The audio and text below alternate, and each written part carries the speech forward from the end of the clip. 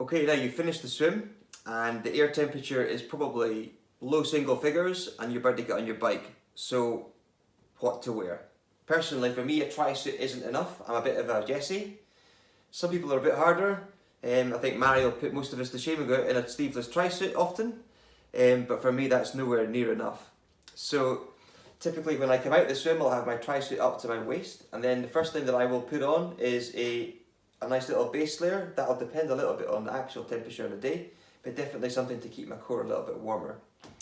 The next thing for me to put on is a nice pair of thermal arm warmers usually, unless it's really warm, but I get really cold hands and I find a decent pair of arm warmers keeps my hands a little bit warmer, which is quite nice and keeps the wind off. Now we've got our arm warmers on. I'll normally pull on the top half of my tri-suit. Now depending on the temperature, I'll actually normally wear, for the first couple of hours at least anyway, another layer. The last couple of years I've worn a sort of very thin soft shell type gilet.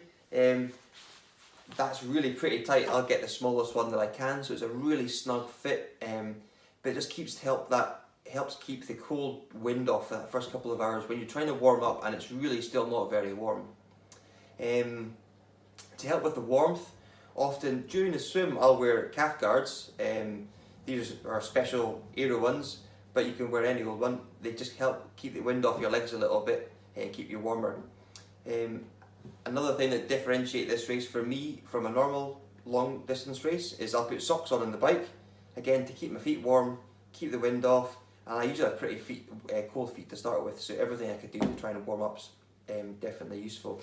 When it comes to bike shoes, again, the key is to keep your feet warm. I'll normally use a pair of overshoes, a bit like this, or if it's a bit warmer, I might wear a pair of toe covers like this, sometimes super fast ones. I guess the last bit is you want to keep your hands warm, so you can change gear, so you can brake, so you can eat. So a good pair of gloves is really crucial if you get cold hands like me. I've often got really warm gloves in my pocket, to be honest, because I get really cold hands.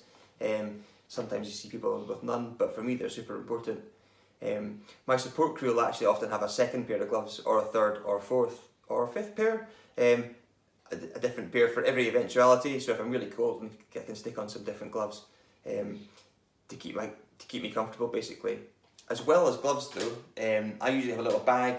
I call it my ice in case of emergency bag. Sometimes I'll be yelling at my team, "Help! I'm cold!" In which case they'll have a bunch of kit in it, like soft shells and Gore-Tex jackets and something basically for most eventualities. The weather is super changeable. There's loads of little microclimates. The 120-mile loop takes you basically throughout the north of Scotland, so one part could be 20 degrees, another part could be 2 degrees, windy and raining, so you do need to be geared up for all eventualities, should the worst happen, which it probably will.